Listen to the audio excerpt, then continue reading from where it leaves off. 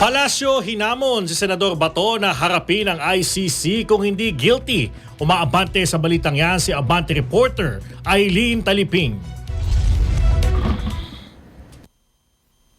Hinamon ng Malacanang ang mga nagtatagong opisyal ng gobyerno na harapin ang International Criminal Court kung wala silang kasalanan sa war on drugs ng Duterte administration.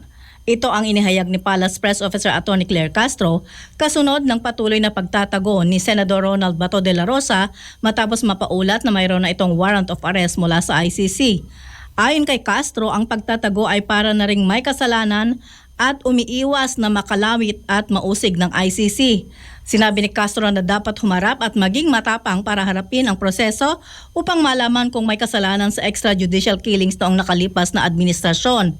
Sinabi ni Castro na sa ngayon, wala pang binabantayan ang gobyerno dahil wala pang warrant of arrest na ipapatupad laban sa mga kapwa-akusado ni dating Pangulong Rodrigo Duterte. Ako si Eileen Taliping. Abante!